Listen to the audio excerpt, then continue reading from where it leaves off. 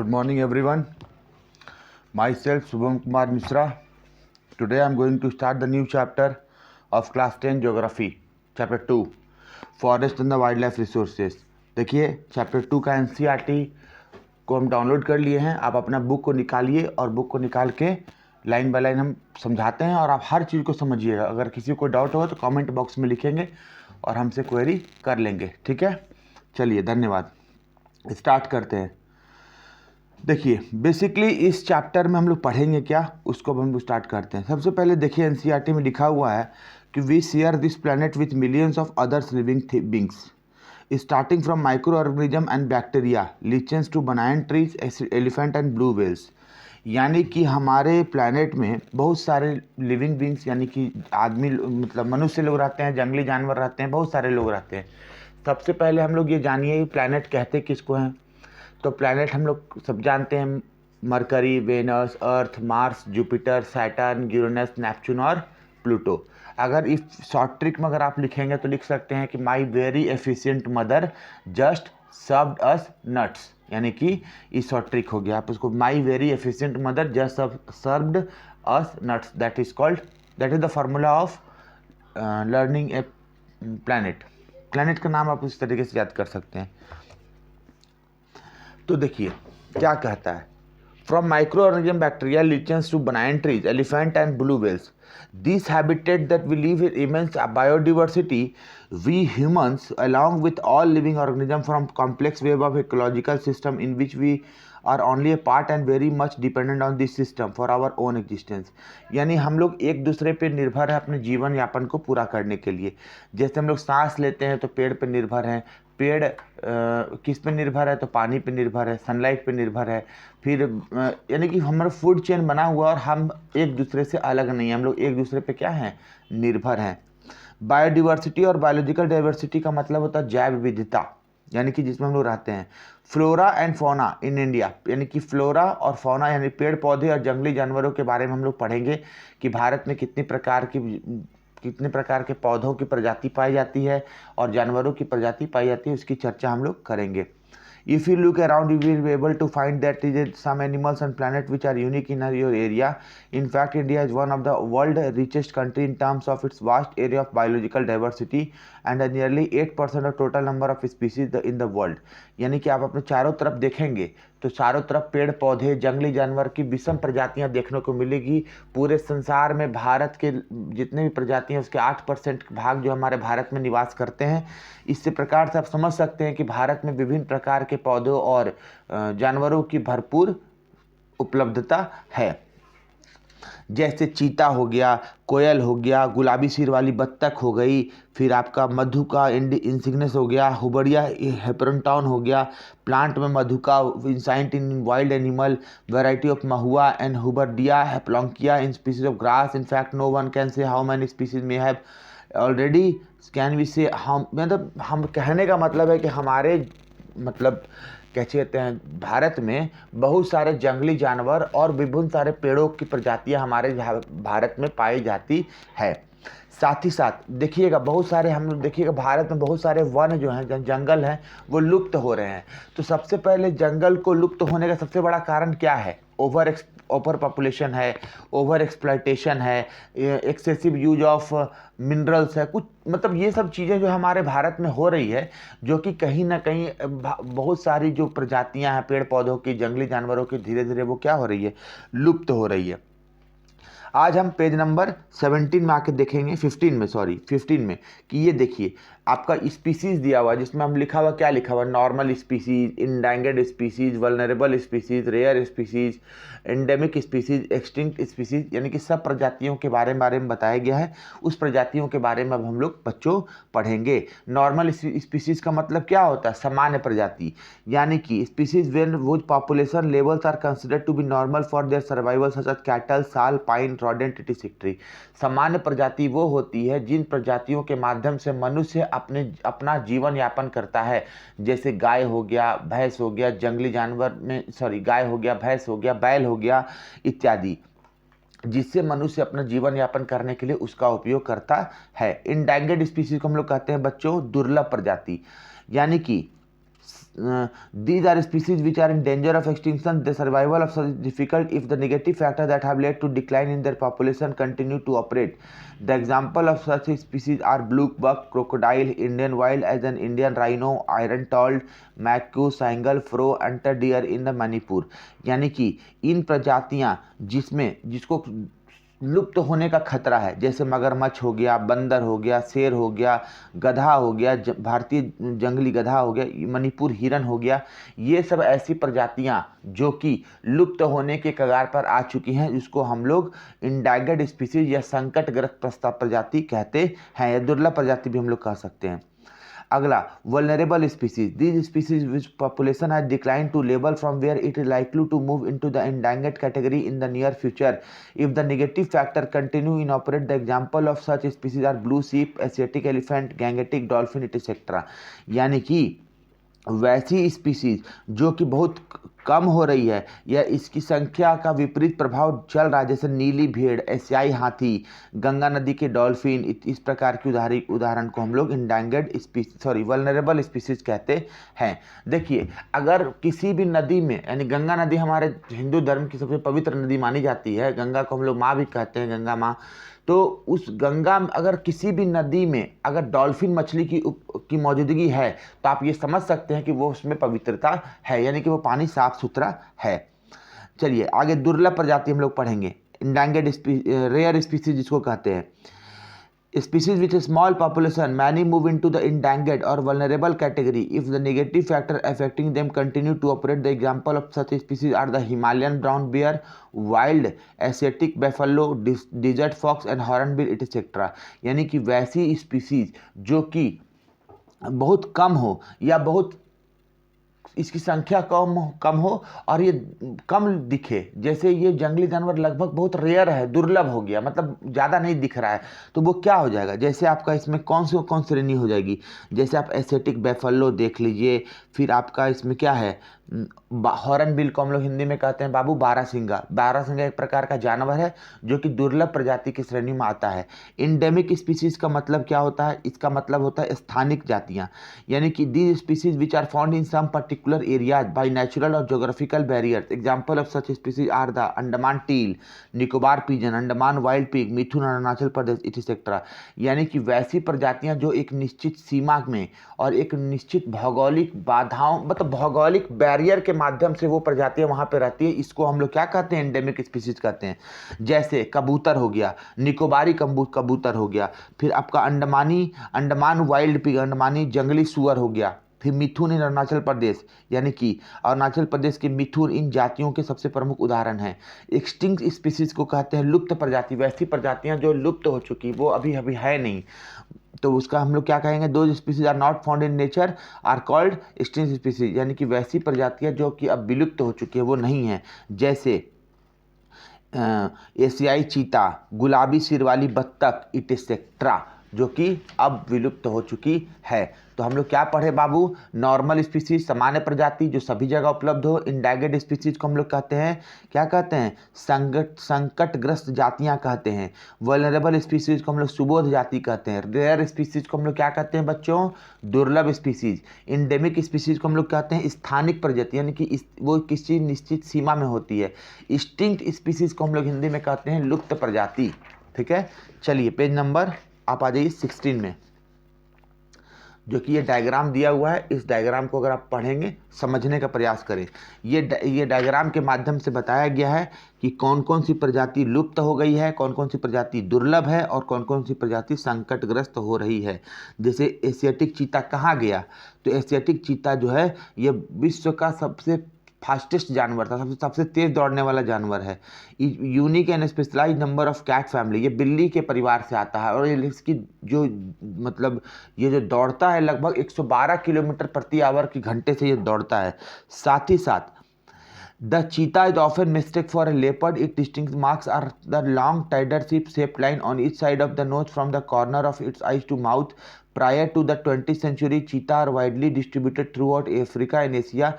Today, the Asian cheetah is nearly extinct due to the decline of available habitat and prey. The species was declared extinct in India long back in 1952. यानी कि 20वीं शताब्दी में जानवर था, अभी 1952 में भारत में ये लुप्त हो चुका है। लेकिन अभी देखिए मोदी सरकार ने 3 चीता को भारत में लाया, जो कि मध्य प्रदेश के एक नेशनल पार्क में उसको छोड़ा गया है। किसके कौन सा प्रोग्राम था? नमस्ते चीता प्रोग्राम था। उसके कारण प्रधानमंत्री मोदी ने 3 चीता को शायद अफ्रीका से लाया है और भारत के मध्य प्रदेश के किसी आपका चिड़ियाघर में वो मतलब स्थित नेशनल पार्क में उसको छोड़ दिया गया है। What are the negative factor that comes with fearful depletion of flora? पेड़ पौधे और जंगली जानवरों का क्या क्या नकारात्मक प्रभाव पड़ रहा है जिसके कारण विलुप्त हो गए?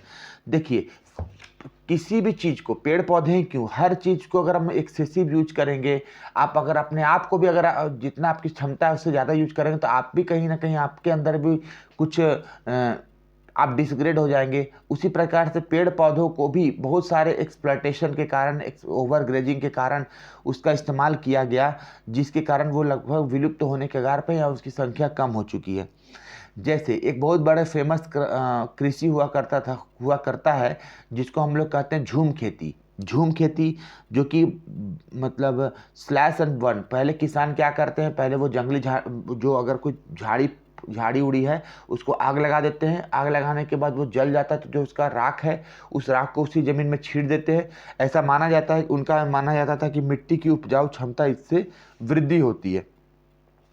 इस प्रकार से वो खेती करते थे। मैक्सिको में मिल्पा और अन्य देशों में स्थानांतरित कृषि को, यानी कि हम लोग झूम खेती को अलग अलग नामों से जाना जाता है। उसी प्रकार से अब हम लोग आगे देखते हैं। Are colonial forest policies to be blamed? क्या उपनिवेशीकरण जंगल की नीति को दोष देना चाहिए? तो आगे हम लोग देखते हैं क्या दोष देना सही रहेगा। आपको क्या लगता है, आप कमेंट बॉक्स में बताएं। Some of the environmental activities say that the promotion of a few favored species in many parts of India has been carried out through ironically turn enrichment plantation in which a single commercial valuable was extensively planted and other species eliminated for instance। यानी कि ये देखा गया है कि मानव अपना स्वार्थ के कारण किसी एक ही पेड़ पौधे को कमर्शियल फार्मिंग के तहत उसको रोकता है, बाकी पेड़ पौधों को हटा दिया जाता है। इसके कारण कहीं ना कहीं वो प्रजातियों की संख्या कम हो रही है और इससे कहीं ना कहीं बहुत सारे पेड़ पौधे या जंगली जानवर की संख्या वो लगातार कम देखने को मिल रही है। ठीक है, आगे देखिए पेज नंबर कितना है बाबू? ये पेज नंबर है आपका 19।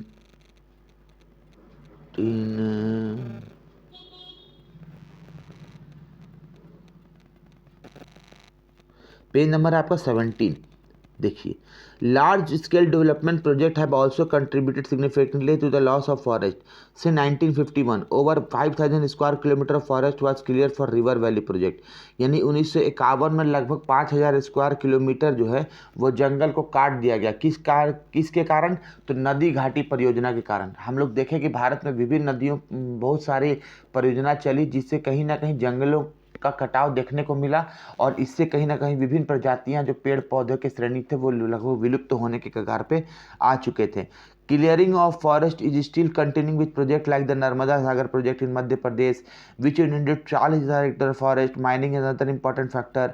देखिए इस पूरे हेल सिनारियो का मतलब क्या हुआ कि पेड़ पौधों का लगातार किसी न किसी योजना के तहत उसको काटने का काम किया। चाहे वो सड़क बने तो पेड़ काट दो, अगर क्या कहते हैं बहुत सारे ऐसे जानवर हैं जो कि किसानों के ज़मीन पे जाके चढ़ जाते थे, उसको गोली मार दिया जाता था। जैसे उसका एग्जाम्पल एक बिहार में उसका नाम क्या था एक जानवर का जिसको हम लोग क्या कहते थे, उसका एग्जैक्टली नाम हमको ध्यान में नहीं अभी आ रहा है। वो जानवरों को बेचारा वो खाने के लिए किसी किसान में घुस जाता था, सरकार उसको ऑफिशियली गोली मारने का काम किया गया। हाँ देखिए उसका नाम है नीलगाय। क्या नाम है? नीलगाय, जिसको मारने का काम बिहार सरकार के द्वारा किया गया। तो इस प्रकार से देखिए पेड़ पौधों को काटने का बहुत सारा कारण है। जैसे माइनिंग के लिए पेड़ पौधों को काट दिया जाता है। फिर आपका सड़क बनाने के लिए, नदी घाटी परियोजना के लिए, अभी देखिए 4 लेन सड़क बन रहा है, तो जितने भी पेड़ पौधे किनारे किनारे सब कट रहे हैं। अब आप सोचिए कि आप छोटे से अगर एक 9 महीना का बच्चा धीरे धीरे बड़ा होता है और वो 30 साल 40 साल के जाके उसको काट दिया जाएगा, तो क्या कितना नुकसान है। उसी प्रकार से पेड़ पौधा है तो हम हैं, और अगर पेड़ पौधा नहीं रहेगा तो हम लोग जीवित नहीं रहेंगे, क्योंकि we take oxygen from plant and, और कार्बन डाइऑक्साइड जो हम छोड़ते हैं प्लांट उसको एक्सेप्ट करता है, और हम जो प्लांट को हम जो ऑक्सीजन लेते हैं वो प्लांट हमें देता है। तो कहीं ना कहीं ये हम लोग एक दूसरे के ऊपर निर्भर होते हैं। ठीक है। प्रोजेक्ट टाइगर 1972 में आया था, जिसके कहा प्रोजेक्ट टाइगर मूवमेंट चलाया गया था 1972 में। आगे देखिए पेज नंबर आपका है 15-16 में, कि किस प्रकार से पेड़ पौधों को बचा सकते हैं, इसको हम लोग देखेंगे। पेड़ पौधों को किस प्रकार से बचाया जा सकता है। Conservation of forest and wildlife in India. आप बताइए, पेड़ पौधों को हम बचा सकते हैं planting and more and more trees करके, अधिक से अधिक पेड़ रोपेंगे। Conservation in the background of a rapid decline in wildlife population and forestry has become essential, but why do we need to conserve our forest and wildlife? Conservation preserves the ecological diversity and our life support system, water, air and soil. It also preserves the genetic diversity of plant and animal for better growth of species and breeding. For example, agriculture, we are still dependent on traditional crop varieties. Fisheries too are heavily dependent on the maintenance of aquatic biodiversity. यानी कि मछली पालन अगर हमको करना है तो हमको एक्वेटिक विविधता पर निर्भर होना पड़ता है। अगर हमको बीज चाहिए तो हम परंपरागत बीज के माध्यम से हम लोग खेती करते हैं। पेड़ पौधों के होने के कारण अगर रहेगा तो जिससे हम वाटर, एयर और हवा तीनों बैलेंस रूप में रहेगा। 1960-1970 में conservationist demanded national wild protection program चलाया गया। 1960 से 1970 के बीच में पर्यावरण के जो संरक्षक थे, यानी कि जो पर्यावरण के बारे में सोचते थे, उन्होंने प्रोजेक्ट भारतीय वन्य जीवन अधिनियम 1972 को इम्प्लीमेंट किया। The thrust of the program was toward protecting the remaining population of certain endangered species by banning hunting, giving legal protection to their habitat and restricting the trade in wildlife। यानी कि जो कि जंगल में जाके मतलब किसी जंगली जानवर को मार देते थे आदिवासी लोग या बहुत सारे लोग, जिसको शिकार पे जाते थे, उसको बंद कर दिया गया। पेड़ पौधों को बचाने का काम किया गया। इसके कारण 1972 में विभिन्न पर्यावरणविदों ने आपका भारतीय वन्य जीवन संरक्षण अधिनियम 1972 को लाया। उसी प्रकार से 1972 में टाइगर प्रोजेक्ट आया, जिसमें क्या कहा गया टाइगर प्रोजेक्ट में कि tiger is one of the key wildlife species in the faunal हैब। फाउना मतलब एनिमल, फ्लोरा मतलब पेड़ पौधों की प्रजाति।